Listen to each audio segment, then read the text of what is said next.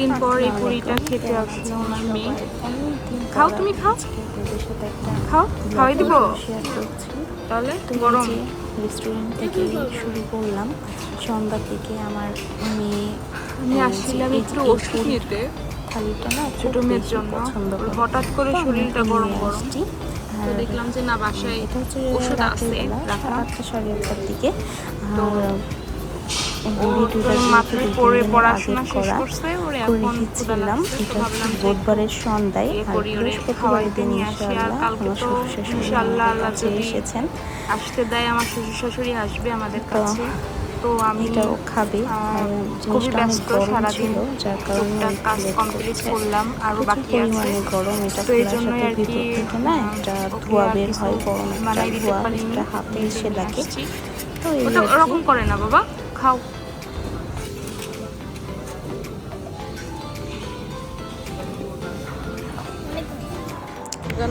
এটা তো পরের দিন, এটা বিকাল 4টায় আমরা এয়ারপোর্টের উদ্দেশ্যে রওনা দিয়ে দিয়েছি। তো প্রচুর পরিমাণে কিন্তু বৃষ্টি হচ্ছিল বাহিরে। আমরা এই যে এয়ারপোর্টের ভিতর চলে আসছি। এখান থেকে দেখা যায় যে কোন ফ্লাইটটা কখন আর কি ল্যান্ড করছে। তো আমরা এখানে অপেক্ষা করছিলাম। আমরা 1-1.5 ঘন্টা এখানেই দাঁড়িয়েছিলাম। আমাদের বেরোতে একটু লেট হয়ে গিয়েছে, যেহেতু প্রচুর সিরিয়াল ছিল ইমিগ্রেশনে। আল্লাহ রহমতে কোনো ঝামেলা হয়নি, খুব সুন্দরভাবে চলে আসতে পারছে। আর আমার ছোটো মেয়ে বড় মেয়েরা তো খুবই মজা পাচ্ছে, এর ভেতরে খেলছে, আনন্দ করতেছিল খুবই। তো এই যে চলে আসছে, এই যে আমার শ্বশুর চলে আসছে, উনি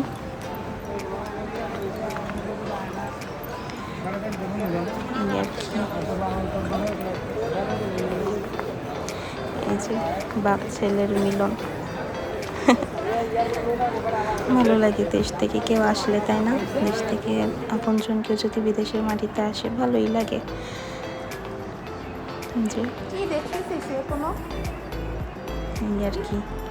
তো আমরা বাসায় চলে আসছি। এটা হচ্ছে পরের দিন সকালবেলা। আমি আসলে টাইম পাইনি, তো একটু একটু করে ভিডিও ক্লিপগুলো নিচ্ছিলাম। এই যে এটাতে কিন্তু পান, আমরা সকালে নাস্তা করে পান খাচ্ছিলাম। এদিকে আমার রান্না বান্না টোটালি কমপ্লিট।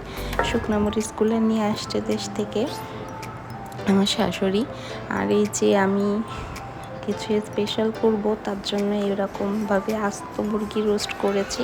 এই যে গরুর মাংসটা কিন্তু খুবই মজা হয়েছিল খেতে।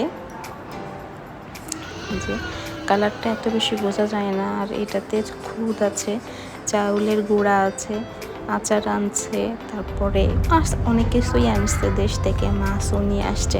তো এই যে আমার রুমের গুছানো সব কমপ্লিট, রান্না বান্না ফিনিশ। আর এই যে আমি একটা প্লেট সাজিয়ে তাদের দুজনকে দিব, যাতে আমার শ্বশুর শাশুড়ি দুপুরের মালয়েশিয়ার প্রথম দিনের দুপুরটা যেন খুব ভালোভাবে যায়।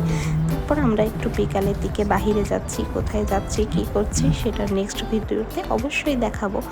যেহেতু মালয়েশিয়াতে আসছি, অবশ্যই তাদেরকে একটু নিয়ে